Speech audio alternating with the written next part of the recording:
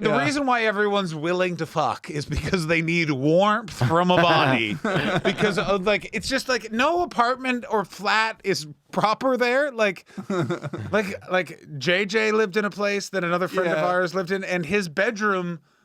Like you had to walk through his bedroom to get to the kitchen. And it's true. I did have a bedroom next to the kitchen. And it was a steal. That was a deal. It was like everyone in my mind's like, this place is great. It was huge. It was a huge place.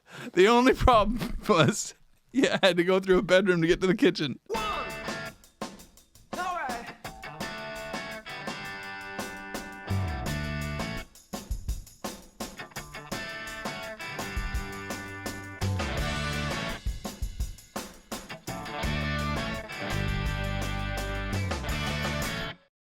Yeah, we can talk UK travel. Yeah. Oh, boy. That's what we do here at the Standby Podcast with JJ and Francisco, talking about travel. And we have an amazing guest today. You're going to travel to the famous Edinburgh Comedy Festival. Indeed. At the Edinburgh. Because JJ, you've been, Francisco, have you ever been? No, I haven't been there. What do you think it is? What do you think it's like? I think it's like, when like people dress up as like knights and guards, and then they go like, I will knight you, and then they like they're make believe, but they're all virgins. Yes, they never fuck. It's almost the opposite. Okay. No, I know. The only country in the world where there are still virgins is America. Like, let me say this about Europe: there's a lot of gross people. They're fucking. Everybody's fucking. They are. Yeah. Trousers down. Let's go. There's not a lot of second guessing. Oh my God, there is. I wouldn't even say there's any guessing. Is this why? Because of the culture of like Vikings raping each other? I don't know if it's culturally raped into them. Yeah, I don't know if it was specifically from a man with a horned hat showing up on the beach, and this guy looks like he. No, I don't think sexual assault plays into it necessarily. I think it's just an attitude towards life. Well, I would say it's a country that has gone through its need to be religiously pure. Right. Which America never had, because America never had a reformation or any intense religious wars. Don't worry, they're coming. And so it now is a place which is a little bit more hedonistic. It's also just way more drunk. But also people that came here was because they were running away from that, right? They were like looking, they're like, hey, we want to have the Puritans that came here and all that stuff. Yeah, no, they wanted stricter religious. The Puritans were like, we want all this other stuff. And they were like, guys. We want to fuck. That's bumming me out. Yeah. All right, get the fuck out of here. Yeah. There's a lot of one night stands and then ghosting in Europe. It's interesting. I think. Isn't that what help on a one night stand is? No, I don't like a post ghost. I don't like a ghost one. I've had very few one night stands. But you want like somebody to be like, hey, we had a great time. That's what you want? You do a quick follow up. Yeah. Hope you got home. Hope you're all right. Oh, yeah, no. To me, that's not ghosting. Then that's not ghost. No, that's being a gentleman. As I understand what ghosting is, and maybe I'm incorrect, which is like, you're hanging out, you see him a couple of times, and then just disappear. Yeah. Not like this was clearly not like, I live in another city. You like. Yes. There's I'm not feeling it. Yeah. Yeah, I thought you were just saying about like after you have the one night stand, and then it's like, I don't want to see it anymore. It's like, it's a one night stand. That's. Yeah, I was trying to say it quicker, but yes, I think a lot of times in Europe, one night stand? You have sex with somebody, and you can tell the conversation with them is that I don't know if I want to go out with them again. And in America, there's a lot more steps. There's a lot more dating and courting. You court. You're talking about before having sex? So you're saying in Europe is like, hey, what's up? You want to have sex? Here's what it is. Is the main difference is the level of presumptive alcohol consumption is so much greater that there is sort of there's this sort of like in America, if you're going on a date, the assumption isn't you're gonna be hungover the next day. Yeah. When I was dating in the UK, like everyone was like, well, you're probably going to be messed up tomorrow. You're meeting a human being at 7 p.m. So you'll probably be out very late, no matter like that's sort of the difference is it's just it's a much looser.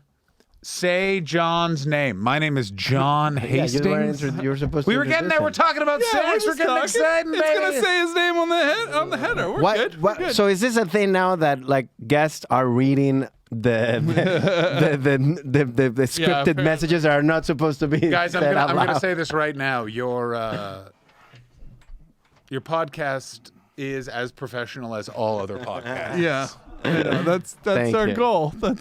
That's what we want. That's what we want to get to the point. But I mean, I like that you guys have a studio. This is fun. I like the baffling. Yeah, we have a thing that nobody's, I like this. I like that you guys, for a podcast about traveling, you guys have made a stationary one-place location. That's I like the photos of you guys. Look, there's a plane. There's a plane. And the barcode. And the barcode. It's like a ticket, yes. So let's go back to the one-night stand. Go ahead.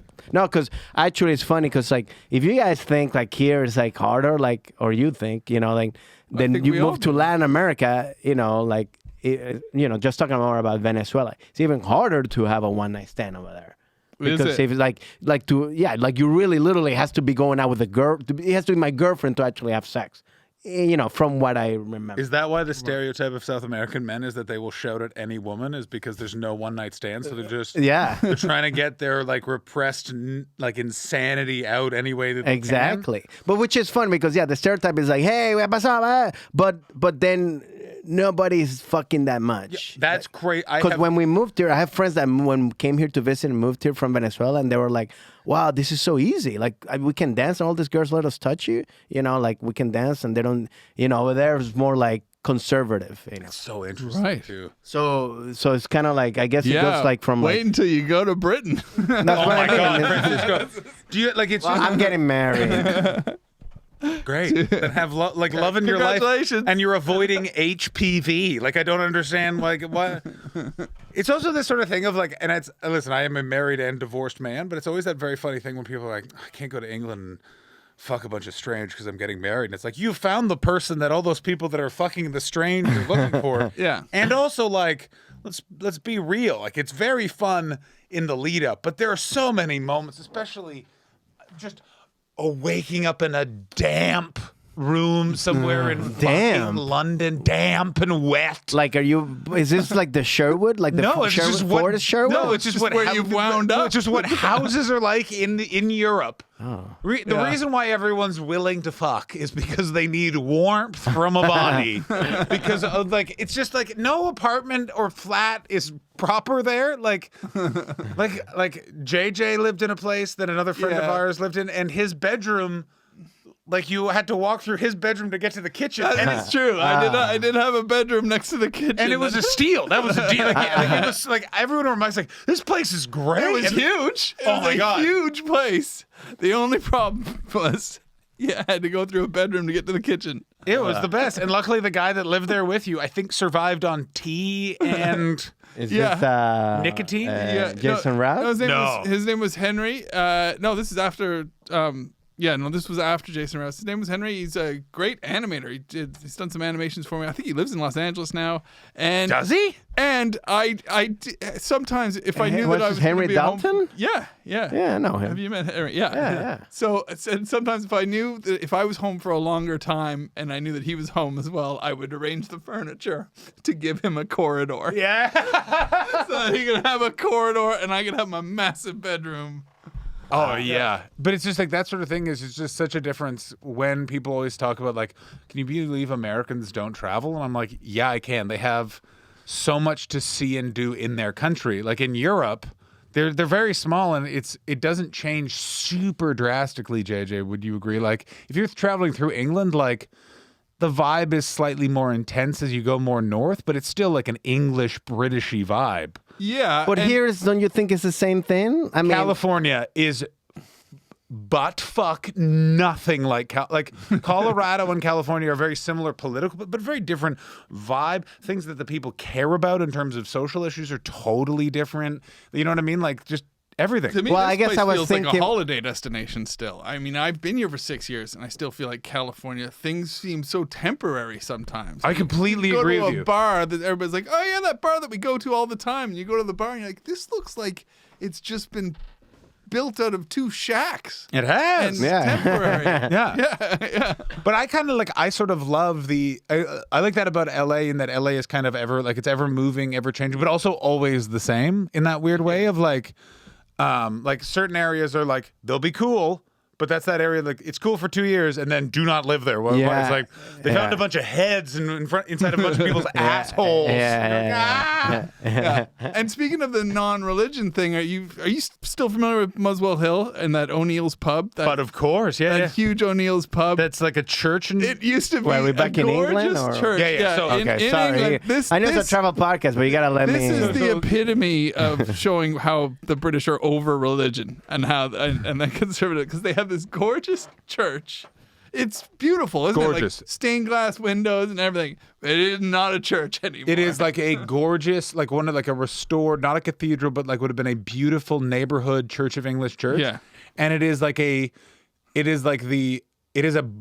a chain. It's like the equivalent of a Chili's now. Do you understand? Wow. Like, yeah. Like, it's still got the gorgeous glasswork and everything. Like I've gone in there for lunch more than once because you're like, it's just such a beautiful aesthetic. Beautiful aesthetic for your £5 happy hour cheeseburger. Oh yeah, and that's Guinness. Do they, when they call the people for takeout, do they go like, oh, they do, yeah. Number 44 ready. I love that venue. I'd take people to it. Oh my god, like I can't, and especially if I have but an it's American. a chili. It's an O'Neill's, but it's not an O'Neill's. It's a steakhouse now. By the way, it's no longer an O'Neill's. See, now that's fucking rad. I'm updating you. It's a steakhouse, so it's got a proper like wine rack and. So it's an outback. No. So now it's sort of like it'll be nicer. Here's the thing that you can't. It's so beautiful. Yeah. You also can't transfer American chains in the same way, like because America, like this sounds crazy, but there's a bunch of regulations that you guys just don't have. So like the food and stuff like that can literally be like fucking chemicals in a lab. Yeah. Like England's heading that way now because all of the EU regulations are gone. But when JJ and I lived there, it was everything had to be a certain level of fresh because of EU regulations and all that sort of stuff. So, got it. It's quite a nice. It's like a nice steakhouse now, but it's a gorgeous venue anyway. That does make you could have a 99-cent store in there, and it would be the nicest 99-cent. Like even if it was a Chili's, you would still be like, we got to actually. Yeah, but it's like the nice chili. It is. It's also. It's crazy. Like, why is this a Denny's? You know what I mean? That's what I always thought about it. The time I've been there, where I'm like. Yeah. Why did they let them do this? Like you know what I mean? You're like, and then as you travel around Britain, you go, oh, you've done this to a lot of your churches. Yeah, because they religion sold them off. Well, because they left to America. And what's even crazier is America has a huge amount of that. In that a lot of those sort of traditional brick and mortar churches are not popular, but the giant mega dome. We are your whole life. Mega church. Mega churches are now a part of it, and it's what's interesting. This has nothing to do with travel, but I just find it interesting. It doesn't matter. You can because of Roe v. Wade, there's like huge scrutiny on those communities, and the first time there hasn't been in for a long time. It's like, wait a minute, this fucking football stadium in Houston, Texas, run by a smiling fuck, just deciding legislation for our whole country just because. And it's like, they got a lot of money. How do you think this shit works? Of course, yeah. But yeah, because JJ, you and I have mostly done Europe and Australia, right? So you lived with him in England, but you're not from England. You're from. No, I'm from Canada. From Canada, from the capital of Canada. And we never lived together. But we were neighbors. Yeah, we were semi-neighbors. I was getting myself established, and you were closer with one of my. I lived in a comics house in an area called Haringey, and JJ, you knew one of the many roommates in there, Paul Meyerhog.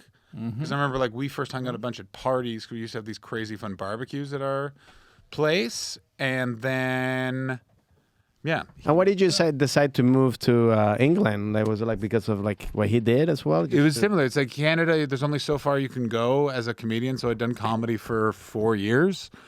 And it was cheap as shit then to move to the UK. It was $250 for a 2-year visa. Oh wow! Yeah, and then Bob's your uncle fucking. And it's crazy how busy you can get in London and Manchester. I'd say those two cities. And now I guess there is a couple others. I hear Glasgow's really busy now too. But just all these shows on Monday nights and Tuesday night, you're nonstop. You're really immersed into the lifestyle of. And comedy, And JJ was there for a lot more of a boom than I was. I came literally as the stand-up comedy boom. I was at the Edinburgh Festival where you could hear the wave smoke the shore because the Olympics came to London, and attendance went in half at that festival. Oh, really? And has barely ever recovered. A lot of their metrics are used. Wow. from that point forward and stuff like that. Yeah. So And it was because of the Olympics? because half of the population that usually attend that festival, because their rhythm was we always go to the Edinburgh Festival and stuff like that, was broken. And then it's been because of economic factors such as them leaving the world's largest trade bloc has drastically shrunk it. The amount of people wanting to see comedy in the UK has gotten smaller and smaller, which is to say, not to say that it wasn't an amazing experience, but it was just two very different entrees in. Yeah. Yeah, we didn't have so I was there in the early 2000s as well. So I don't know what your date is when you came over, but also there wasn't these mega stand-up TV shows either. They hadn't been created yet. Yeah. So I came in 2012. Yeah, so all of a sudden you had these shows. Do they do them in America? But you had these shows in these big theaters, and they were regular television shows, and that kind of killed. It didn't kill the clubs, but it drove away the club interest a little bit. Oh, that's very interesting. Because people were being given these. They didn't have to go on these bigger shows. Because the shows were smaller before then. There was like Live at the Comedy Store and Live at Jongleurs. So all the shows kind of made you want to go to the Comedy Store or go to Jongleurs. Yeah. And that's the way TV was selling stand-up comedy for the boom years. And then as soon as I love Michael McIntyre, but as soon as Michael McIntyre's Roadshow and the Apollo goes hugely mainstream, then people want that theater stand-up experience. That's a very interesting, very prescient point, because it made a shitload of stars, like Michael McIntyre's Roadshow and Live at the Apollo. Yeah. That's so true, is that because it was before there were the clubs really had this amazing amount of power. And what was interesting was I watched it was the tale of how do you fucking manage when you're the big dog in stand-up comedy, and then as something else sort of takes over, how do you kind of reclaim? And I've never seen the Comedy Store in London did such an amazingly interesting correction. So by the time it got to 2015, 2016, they had missed that crop of famous people that were made famous on shows that JJ are talking about, because they went, well, we don't need them. We've got fucking killers. We don't need them, because our business model is our logo is famous. The people we book are always the best in the country. Everyone leaves totally fucking happy. We can afford our fucking rent in one of the most expensive postal codes. And then they didn't even, I think, saw a dip in the audience. They just noticed all these the next crop of famous people weren't like everyone else, dropping by, being part of the furniture, all that sort of stuff. And they immediately realized we need to make a correction. And they fucking flung the books open and brought in like the next 3 generations and are making a correction. So when we're talking about the boom being bust, it's not like there isn't a huge industry over there. It just used to be insane as a touring comedian. And I got sort of the last taste of it because you could literally go all over Europe, all over the UK, like every weekend, like all day, every day. Like I was never home. Wow. No, yeah, and there's extra shows. It was the boom had you do 3 shows at a club on a Saturday night, and then that went away. And that I mean, it's not a bad thing that it went away. But then so you're going now to London now? I'm going to London in a couple weeks. And then what are you gonna do then? No, we're not doing any comedy. Me and JJ are going to sit under a bridge. Hang out. Well, I guess that is. I think I have a lot of Thursday, Friday, Saturdays booked, but you do have to get used to. So during the boom, Thursday, Fridays, and Saturdays were all booked up. Probably it was easy. Minimum 2 shows a night, and now it's a lot down to Friday, Saturday, because Thursdays are often these touring shows of these TV shows. Yeah, or they also just people aren't going. Yeah, so it's just dwindled. It's dwindled down like that, but it's still it's good. It's just it's still good. It's still awesome. It's one of those things where I think that it's going to be like, speaking of geopolitical, economic things, which you never think would affect stand-up comedy, but they really do. It's one of those things where I think it's going to be interesting the next 5 years, America versus Britain, because I think Britain's in for a bit more of a world of hurt than even America is. Why? Because Britain left the European Union, and we're all about to head into a recession, economic sluggish recession. So the bigger you are, the easier you can weather that. Of course, because you can dictate prices. It said the UK is just now one country on its own. Yeah. In a reality where there's a shitload of countries that So it's I don't know what's going to happen. I'm interested to see this summer trip for no other reason than I'm busy too. I want it to be great, but I just I'm just worried about the audience. I'm also going to do the Edinburgh Festival, and I have no idea. And you've done this before. This will be my 12, 13, 14, 15, 16, 17, 18, 19. Be my 9th one. Oh wow! So Yeah, you're like a veteran to that. You already know how to do it. Because I mean, he tells me all this stuff that, or like a little bit has told me like all the stuff that you gotta like organize and do everything. Yeah, it's weird. It's It's a lot of little tricks. That festival has changed. I would love. It changes year to year. It changes year to year. Changes that you won't even be ready for yet. Oh, that'll be when you get there. Because I swear, man, last time I did it was 2019, and I swear I didn't realize how it had shifted to an earlier evening festival. And that was just that. That was the year when before it was during the day. No. My time slot was 10:15 at night. And I was excited. I was like, that's the rock and roll time. That's awesome. My best shows in Edinburgh, like in 2008 and 2009, I was on at 11:15 at night one of those years. And it was awesome. My rooms were packed. So getting 10:15 in 2019, I was really excited. And the audiences weren't around. And I just noticed the audiences are all there at 8 p.m. and 9 p.m. that year in 2019. I was like, oh my God, it's turned into an earlier. And I think this year now is going to be even fucking earlier. Really? See, you can't. It's hard to predict, but that would be one of my. If I had to advise somebody, I'd be like, get a 7 p.m. time slot or something, which was not my advice a couple of years ago. So funny. I literally remember sitting when in July of 2019 in Paul's flat, and you told me your time, and you're like, I'm pretty excited. I remember being like, I was like, aren't you a bit worried you're a bit late? And you're like, it's a bit. I remember, and it was even. Because in my head, it's always you never go after 11 for a 1 hour show. Before that, you can do okay. Right. And then I remember seeing you after and being like 10, 15. But it just changes. Like, because like when JJ started going, there were 4 big venues and that was it, I assume. Yeah. Is that correct? Yeah, that's true. The Underbelly didn't exist until I was about 5 years in. That's correct. So it was literally the Pleasance. So there's a bunch of venues within this festival. It's gigantic. So there were the Pleasance, Gilded Balloon, and Assembly, and that's it. And the Gilded Balloon didn't have the. So there's the. Edinburgh By the way, University. this is like just to kind of like if you can, and also for the audience to clarify what it. Because in my mind, I'm thinking like a huge field and just a bunch of tents. No. And like, Imagine. Okay, so picture a city of almost like 600,000, 700,000 people. Okay. Now imagine you add another 500,000 people. Wow. That do not live there. That's 500,000 tourists. Got it. Every day for a month. There's 500,000 additional people in a old Northern Europe medieval city. Mm-hmm. Yeah. And can I just? But then the venues are like actual like clubs. I want to tell them about the like venue. Made okay, up. wait. So if this area around the Comedy Store was part of the Edinburgh Festival, what would happen? Because I went to the JFL festival, so like is that a little bit like that in Montreal? Kind of like when it started packed and walking around from. So the festival site when you went to JFL, where they had it's in you stay at that hotel, and then across. From you, they have that little area, and there's like a couple of venues scattered. Yeah, that is ripped off. The design of that was taken from the Edinburgh venue, the Pleasance, and was attempt to be applied. Think of what you think of Just for Laughs, and times it by 100%. Wow. Every venue, to JJ's point. Yeah, like if you were here hanging out at the Comedy Store and having a drink, you wouldn't just be going to shows here. You would be going that hotel next door. There would 5 venues. There would be 5 shows in there. The one across the street. Just everything's a venue. Function rooms are rooms because Edinburgh University is the campus of the festival as well. And that when I started at the Edinburgh Festival, it wasn't part of the festival, but now. All these Edinburgh University rooms, auditoriums, classrooms are just part of it. Venues.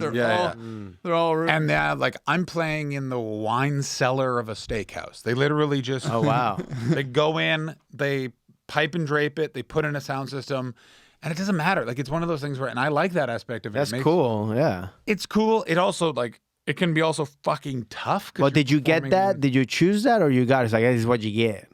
I chose that because so. Because you already been there a while, so you got like more stature. And JJ, correct me if I'm wrong. So it's basically how it works is the festival. If the festival is the country, the venue is the state. Okay. Then your room would be the city. Right. You're picking. Yeah. So it starts with I'm going to Edinburgh. I've picked my country. Yeah. Now there are 4 big states there, which are called the Gilded Balloon, the Pleasance, the Underbelly, and Assembly. Mm-hmm. And then there was so that's like the big four. Those each have about 200 rooms. Oh wow. No, that's a lie. They can do about 100 shows, 200 shows a day. Pretty good. Yeah.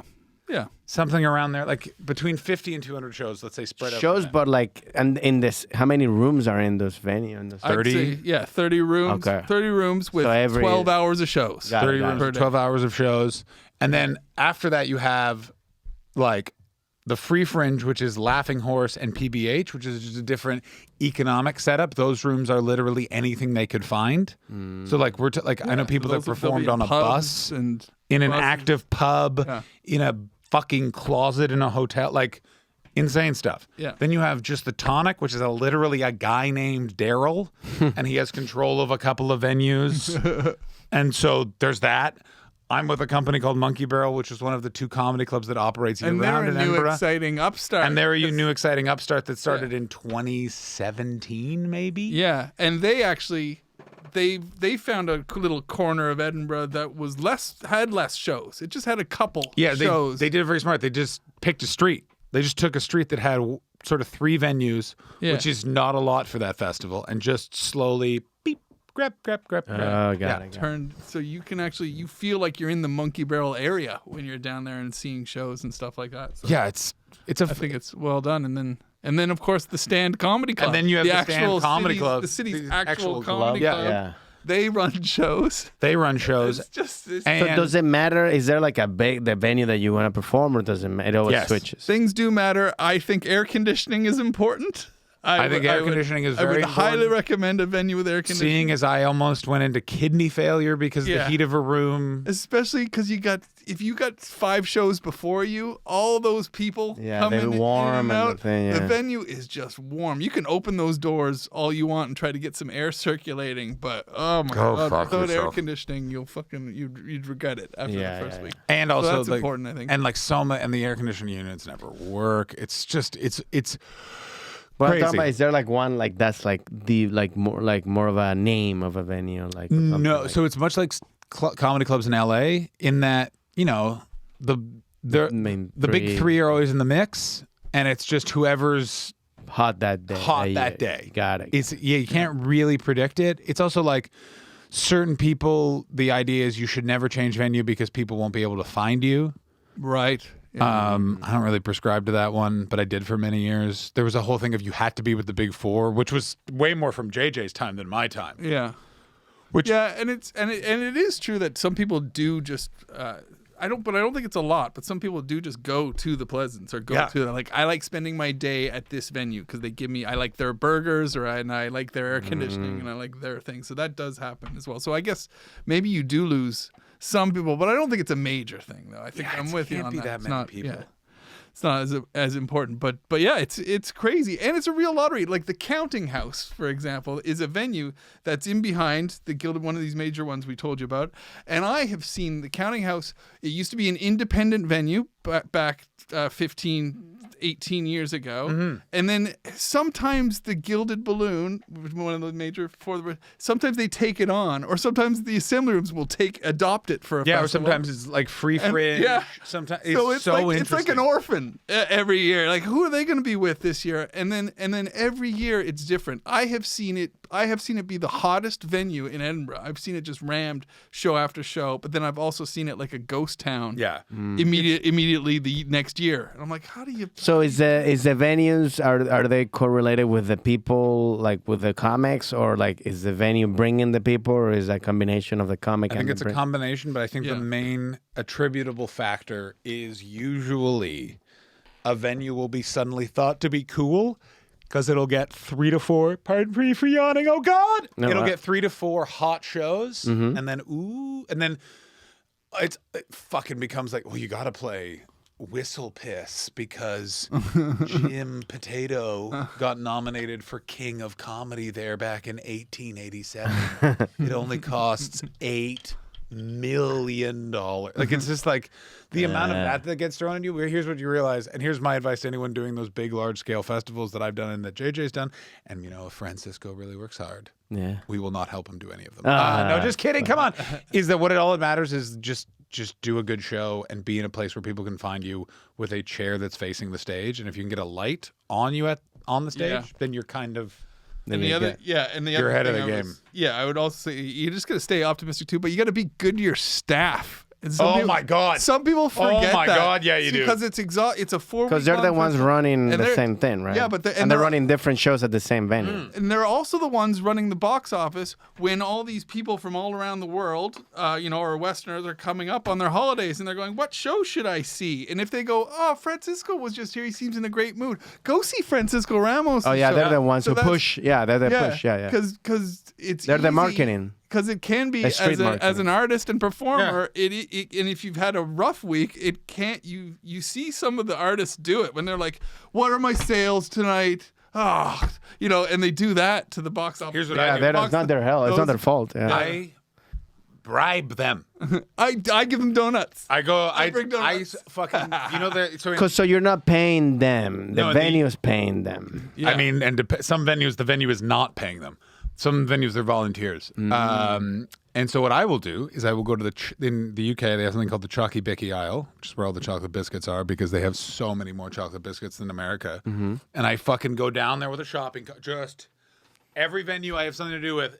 And I literally just get like a shitload of chocolate and go for a walk. How you doing? How you fucking... And just hand it the fuck out. They may not even know why they're just doing, but they will remember you. And that's just not the venue that you're performing, but any venue. No, it's all the venues I perform. Okay. I've never played the Underbelly, and they have gotten no candy from me. Yeah. The other thing that you want to do, which so many performers do not do, is you want to introduce and be nice to security, because you're gonna need to get people out of your room, and you want them on your side. Like, of course, yeah. And they're all glad. Do you know this? You know where the Fringe? You know who those security guards that are all around the venues that are all in those black fleeces and they all look just kind of fucking like dusty old men. And one crazy girl. She's there every year. I know exactly what you're talking about. I know fucking exactly. By the way, I like you, but you're fucking she's nuts. So fucking intense.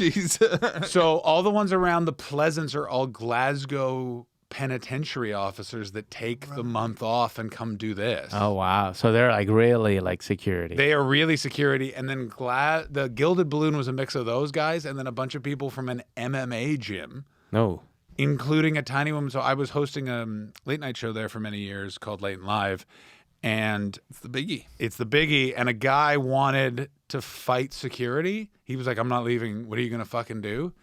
And it was one of the most cool things I've ever seen, which was he was like, what are you gonna fucking do? Fuck. And they were like, step outside. We'll fucking do this. And apparently, I didn't see this, but like he was like got up all fucking cool, and they all just walked, and they just stood there. I can't remember her name, but the female security guard who like rolled up his sleeves and he was like, what's this? And they were like, you're fighting her. And he apparently just was like, no, I can't hit a woman. And then like she was just like, so you can call someone a cunt. And it was like apparently it's a whole fucking thing. I've seen her break people. I have seen her break people. Because there's two now. Is she the young one? Is she Natalie Portman in Thor? No, she is the one in Thor. Without CGI, without no CGI needed. Oh my god. Because she likes me a little bit. Oh yeah. So I've had to. So have you had a one night stand with her? I feel like I have felt her grip. On what portion of your manhood did you?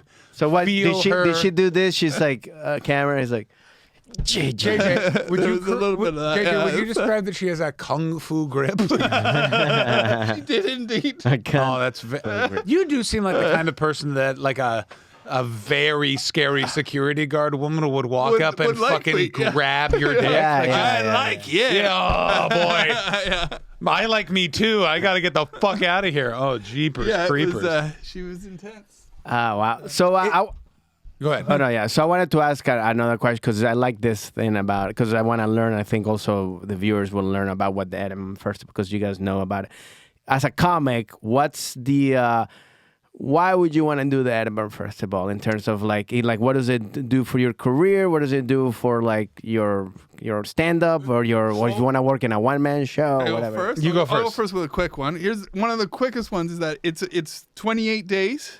So it's like training at high altitude because you're doing these shows and you're going through all these ups and downs and you're honing it every day. You emerge from that month having gone through heartbreak and having gone through successes, and it's like 10 months of experience or even a year experience compacted into 1 month. So that's one of the most important things I would say. I would say, that it's in terms of experience, in terms of becoming a better comedian and performer, there's nothing better. It's literally just 28 days in very difficult circumstances with a lot of stuff stacked against you, and the expectation is that you will fucking nail it because there are other people who have the exact same limitations you have, and they are nailing it, and you are aware of it. That if you want to play any other country in the world that isn't in North America or South America, you have to go to the. That's where you get booked. People bookers. They're all there. They're all there. In terms of depending on how long you go, you may want to adjust your career to where you are a person that you make a good portion of your income doing festivals. As a comedian, that's something I do. Some people do cruise ships. I do these festivals. It's one of those things where it's giving me an early death because of the amount of stress in the run up. Because it's like you're planning a tour, but you're just not moving venues. Like there's a lot of admin and logistics to it, and a lot of X factors to it. But it's incredibly important to your career. It's completely different. It exposes you to a new audience. It creatively pushes you. It physically taxes and pushes you. It also gets you out of your comfort zone completely, especially if you're an American comedian. Yeah, of course. There is this sense with all things in America, which it's not a detraction. You guys are the behemoth culturally in the world, but there is a sense of, well, I haven't heard of it, so it can't be a thing. There are. Michael McIntyre was the third or fourth biggest grossing comedian in the world, and he only performed in the UK when they did that list. Like, wow. There was a huge comedy industry outside of North America that North America, by the way, some people are aware of. They just whatever. And it's great to be exposed that way. If you want to tour Australia, Edinburgh is weirdly the big door to do that. And it's just all those sort of things. So it's just kind of... Yeah, there might be a huge audience waiting for you. Yeah. You know, a Spanish-speaking audience probably waiting for you, and you'll be able to discover them through a channel like Edinburgh, for sure. And it's just, again, it's one of those things where the most important thing, and this is just for anyone who's doing it, I think advice in comedy is really stupid because it's an art form that sort of can be anything for the person. That said, if you're going to do the Edinburgh Festival, and JJ will back me up on this, you're going to cry. You're going to have a day where you're going to cry. Don't fucking fuck with me. You're going to cry. Was it because the security? JJ cried because of the security guard grabbing his dick with Kung Fu grip. I cried because she didn't. And you have to lean into it because it's so emotionally taxing. And also, no week is the same. No fucking day is the... And the shit that like happens... Like, I had 20 people walk out of a show. Whoa! One at a time. You try and do an hour with 20 people walking out one at a time. Like, I have had people try and attack me. I've had people. I had someone smuggle in a baby. I have had people I had a woman pass out. Oh my God! And so I was at the Underbelly one year, and I had this woman pass out. And they call it the catacombs because it used to be places where they burned bodies during the plague. JJ, you've misremembered, and it's much worse. It's where they kept all the bodies during the plague, which is why those bricks have like microbiome, or they have like fucking people have gotten scarlet fever and medieval disease, and they're like, where were you? And he was like, Edinburgh, and they're like, where? And because they have to do and they're like, oh, it's in the. That's why you go into that thing now. It's plastic on all the walls because people were getting fucking typhoid. Wow. So I'm in this venue. Yeah. You have to fucking. It's hard to get into, right? So my audience is in there. This woman passes out. We had to wait for a stretcher to come to help her. So the show is just on hold, and I'm just like chatting with the audience. It's not feeling very funny. And this is like, how long has it started? Like when I was about 15 minutes in. So like not enough, but it was just so hot because I think I was on at 8 p.m. this year. You didn't have AC? There's been no. I mean, when no you air say conditioning. A room has to have air conditioning, by the way, what rooms at that festival have air conditioning? Yeah, I wonder if it's an old. The university ones do. No. Oh, so if you're in the assembly rooms, they all have them. The assembly rooms, the university portions that have the gilded balloon around a Gidley. Those will have air conditioning. Like that whole square. Yeah. Those are all air conditioned rooms. And the stand has started doing air conditioning, like the police academy. Can you bring an AC, like a little portable? It's Europe. They don't have the setup in the same room. It's hard. You can buy popsicles. The thing is, you have to understand, like the buildings were old. Yeah. Before America was a country. Yeah, of course. I know that. Yeah. Like some of the buildings don't have a place to use the bathroom. Yeah. Oh, so all I was going to say was this lady passes out, but the fire escape to the venue that I'm in was a spiral staircase.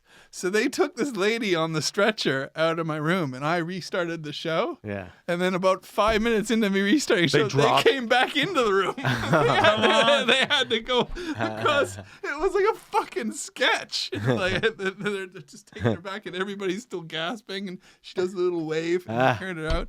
But you have to, you just learn to be ready for fucking Dude, everything. I had a day, I was using a wireless microphone this show because I was trying to be a wanky cunt. Where 12 people were ejected before I walked on stage and they started heckling. They'd come from another show to try and derail the show. Had that happened a few times. Okay. They got kicked out. That took 25 minutes. Ugh. History of the Pleasance, one of only, I think, 3 shows where every security guard on site was in my room physically fighting 12 people to get them out. They come out. The lighting board then has a fit. Every light turns on. You don't know how fucking bright that is until that happens. They have to shut down power to the room. Then finally, I'm still on joke one of an hour long thing. There's 20 minutes left. Yeah. I'm about to start, and my headset picks up the police band. And they literally are like, what the fuck? Oh, shit. And my favorite part is I walk on, this is how fucked up was the Edinburgh Festival, is I spotted a reviewer. And I said to my producers, that review is not to come out. And the reviewer was like, that's not ethical. How dare you? I'm reviewing that show. And I was like, you didn't see the show. There's no show. You saw me riffing. No, you can't put it out.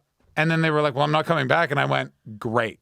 Don't come back. Oh, wow. And then he will review it like it's like that every night. Yeah. Oh, and then the security guard starts beating up the hecklers. No. I don't mind if they're like that. What I hate is when it's like, and he couldn't handle this, and it's like, motherfuckers. Yeah. I read a review once where I had been in the show, and they were like, couldn't handle the situation, and they did not paint what the situation was. Where it's going. Yeah.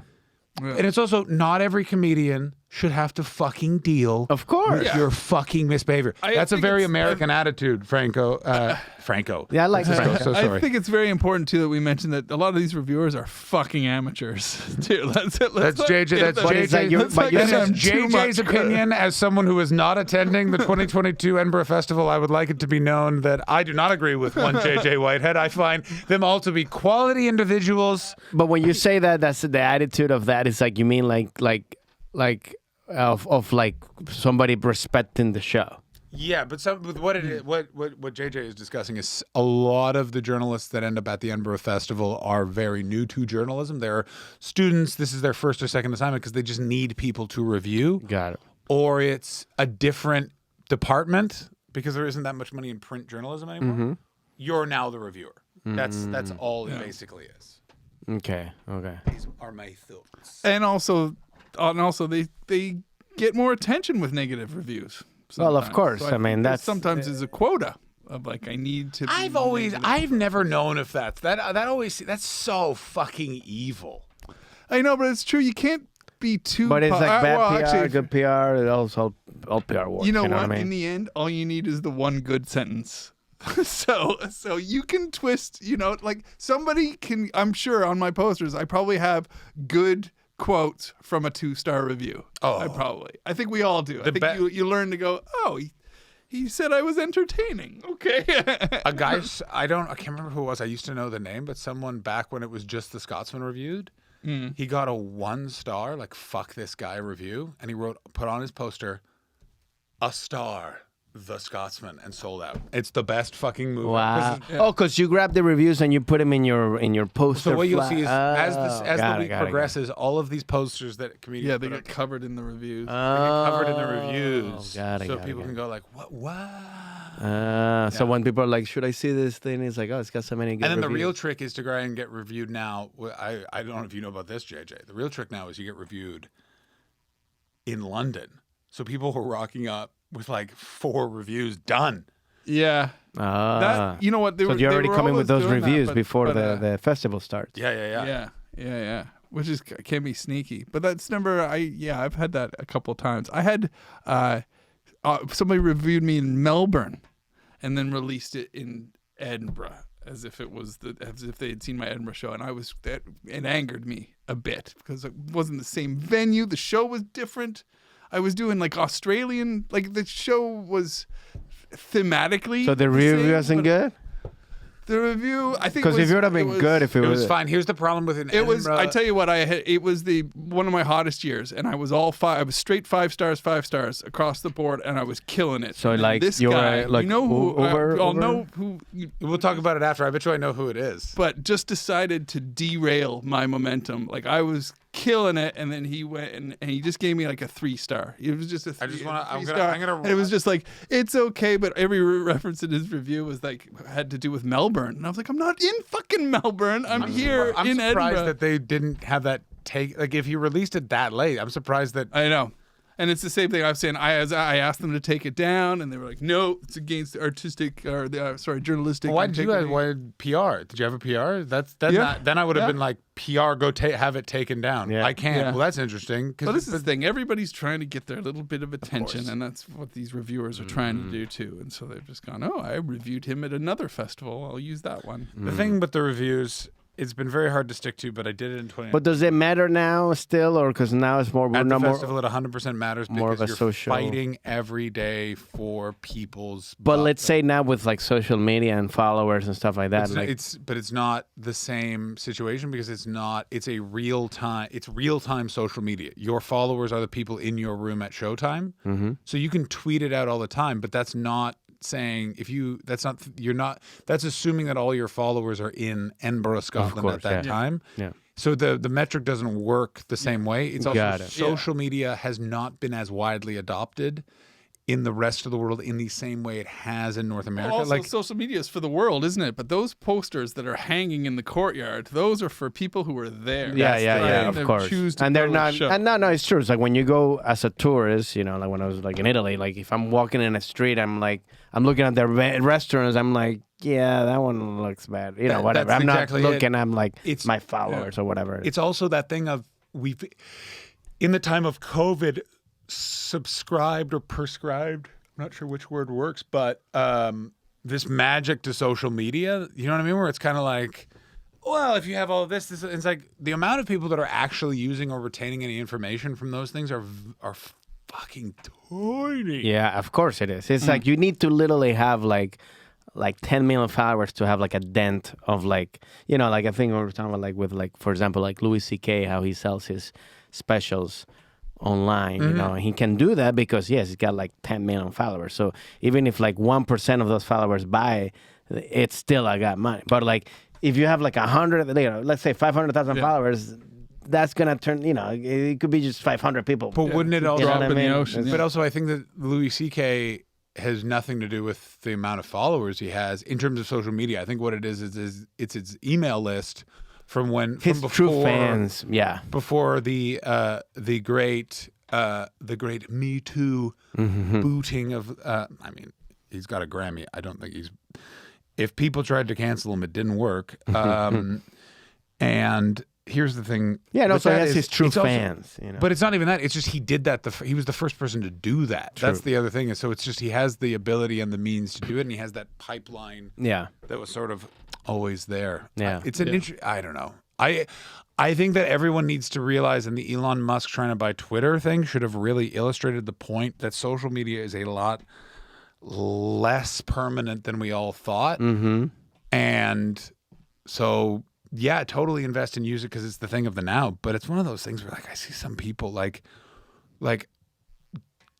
that's their whole strategy in the show business, and I just worry where it's like it ain't gonna. That may be the future, and I'm totally wrong. I could be totally wrong, but it's like there's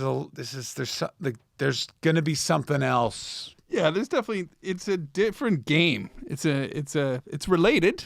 It's related, but it's a different, skill set. In fact, you can ask people at your shows who came here because they saw me on social media, and the numbers will be low. Yeah. People come because they have their own established ways of finding out shows, or they like that comedy club, or they like that venue, or they saw an advert. But I think it's what we're saying. I think maybe like in the U.S. that has more apply quicker. Well, the biggest thing with the U.S., and this is when I was running a show in L.A., and I would ask every person who came in how they heard about it. 99% said, you gave me a flyer, or they said, I saw the poster when I was here before, and I wanted to come back. As much as it's social media, as much as all of that, we are on the Sunset Strip. Look at the amount of Marvel posters for movies. They don't need no one who is driving on this stretch of road. They're either coming here to do comedy or they're going to work at the 8 agencies down the road. It's simply to remind people of going, oh yeah, Miss Marvel. That's what it is. Yeah. Social media does not feel the same as when someone hands you a piece. Why do you think they still have that guy with the arrow? Yeah. You know what I mean? Which, by the way, we haven't told you that, but you have to buy flyers and stuff in Edinburgh. Oh my God! Yeah, we haven't even. Did we not even talk about the flyers and the posters? Oh my God! Yeah. So never mind the social media. You actually have to hire students. Basically, it's students because it's a minimum wage job, and you have to hand them your flyers that you have spent money to print. You have to give them and just trust that they will be out there handing them out to people, and that they're not just going to throw them in a bin, which I'm sure some of them do. I respect them. I want you guys to know this. How long are we recording for? We're almost. We got 3 minutes, so we got or 5 minutes. 8 minutes. No, 3. 3. We've been done for a while. We've been doing for a while. He gave us 25 a while back, so we've been going. 50. Oh, we're on 53. Yeah. All right. I was doing math. So we gotta wrap it up. When somebody goes like that, it's a real error when JJ starts doing math. Let me tell you. So happy I threw in that extra couple of buckarooskies on the old parking. Oh yeah. Yeah. Is that what you were about to say? Is that you paid parking? No, I got a spot. That's why. Oh yeah, no, we're so this is amazing because I like this because I think this is a cool thing that we can show people how that, because I like me, I wanted to know more about Edinburgh Festival. I know there's a lot of people that want to know more about the Edinburgh Festival, so I think this is great information. So I also if you want to let people know where they can follow you or find your flyers. Find my flyers on the streets of Edinburgh during August. My show in Edinburgh is at the Monkey Barrel Carnivore 1, 8:15 every day. At the John Hastings on all social media. You can check out my podcast, The Wrestler Review. That is The Wrestler Review, available where all podcasts are found, or Untitled Twitch stream, which I do every Sunday, which is a Twitch stream /podcast/ I think we're getting a guy to get a tattoo of a Batman bed soon. And that is it. All my albums are streaming on all streaming services, including Spotify. Nice. And can I say, buddy, thank you for showing off the scar. Oh, you like this? Yeah, this is. I don't ride a bike I thought we would talk about it. Is this like what you need for Edinburgh? You need a scar like that? On January of 2021, my handlebars snapped going down Western at Adams, and I nearly died. Wow, your bike? Bicycle. Handlebar snapped, landed on the concrete without a helmet. A bus nearly. Wow, like that? No. So if this is me on the bike going like this, I went like that. Oh, good thing you didn't go ahead. Oh yeah, no, there's 1,000 things. Thank God the bus stopped a foot away from my body. Thank God. Wow. Yeah, like it's just shit, man. And up until then, we had a thing. I thought, what did we do? Twice? We did it way more than twice. I would say we definitely. We were going to do night biking. It was the middle of the pandemic. We were onto a thing. We were totally onto empty streets, and we were out there with our bikes. It was fun because you just fucking chat, and literally we just weaved through Hollywood. And just what was also nice about doing that was we'd get onto a story of I just remember one time you were like, oh yeah, so when you were working at Jim Jefferson, and you're like, actually, 2 blocks away. And then we bike up and you're like, so that was my office. And like, we're doing that. Right. I remember like we showed date spots on that strip going towards Bar Lubitsch of like good bars to go to, stuff like that. So no, it was definitely more than, I would say it was 4 times. Yeah, it was a lot of fun. So that's the only, you just got a scar. What injuries did you have? I nearly lost my left arm. My elbow was completely broken. My shoulder was completely destroyed. It was repaired with surgery. Wow. This elbow was also broken in a different bike accident. JJ helped me, nursed me back from health when I came back from surgery. I wasn't legally allowed to be alone for 12 hours because the amount of painkillers I was on. And good drugs. Such good drugs. Wow. Shit. My question though is, how are you doing psychologically? Are you scared of a bike now? Yeah, I can't get on a bike. You are still okay. Oh, really? Well, I'm not understandable. scared. Like, I love it. I saw you have your bike here. I was so fucking jealous when you're like, took it to Sherman Oaks. I was like, that's fucking. I have biked about 20 miles today. So fucking. Yeah, but it's electric. But still, that's still like. Well, yeah, okay, but like, I'm just saying, I've gone. Everybody else sits in traffic and shit, so man. funny but I know, but I just want. Like, how is he trying to paint this as a bad? No, thing? because he's saying like, when you say I bike 20 miles in a real bike, that's a lot of fucking. Yeah, biking. but that's okay. I mean, I took my bike out. But electric. But e-bike, it's not like you're literally sitting there on your phone. Like No, you're going. you But have I'm to saying pedal. like, but you have to pedal a pedaling shitload. Yeah, no, e-bikes are one of those things where you go like, this is gonna be such a breeze, and you're like, oh, it's just a heavy bike that I have to pedal, and then every once in a while I can go, keek, and then it just goes much slower. Yeah, and it's it only gets a 5-hour battery. So coming over the canyon there was I was like, ooh, I might have to pedal. Okay. For those of you, this is a travel podcast, but let me say this: this fucking psycho took the Coldwater Canyon all the way down from Sherman Oaks to here. Yeah. It's just such a windy, wild. It's so that was. I'll tell you, as a vehement LA cyclist, you know what's so fun at night is doing exactly what you do. And like in the pandemic, I would. But with no traffic. No traffic. Holy shit, is that fun? Like up and around Griffith Park on a bike, like especially going to Atwater Village, all those little streets. Oh, so fucking cool. Including I only have found it twice, a bike path that's lit, JJ. Wow. Through Griffith Park that dumps you down into Los Feliz. I've only ever found it twice. It was amazing. But it's definitely a place where people are burying bodies. Oh, is it from the Greek theater? No. No. It connects with that, though. It connects with that road, and that's how you drop down. Right. It's like up there. It started, I found it off the LA River in Burbank. Yeah. Like you go back behind the zoo. You know what I'm talking about? Yeah. We need to get you back on a bike, man. Yeah. It's gonna happen. It's gonna happen. I just start slow, like. Yeah, like, I just needed to stop triggering my PTSD, and then I'll be. Yeah, that's the thing. I mean, I was talking about that earlier. Like, I've got injuries. It takes a while. You've got your knee. Like your knee. Yeah. Are you 100%? Like, can you jump? With No. faith No. It takes. No. Of course. And they say white men can't jump. Yeah. Yeah, but it takes a while. Like, I feel that way about. I got some injuries that I'm like. Yeah. No. It's afraid tough. of. It's. I mean, definitely the psychological aspect of when you get an injury. It takes a while. It takes a while to get your buddies back. Well, thank you very much for coming. We really appreciate it. Should we still ask him for our final question? All right, ask him the last question. Our last question that we always ask of our guest buddy is your favorite piece of travel advice. I got it. Here we go. Right off, which is it's very simple.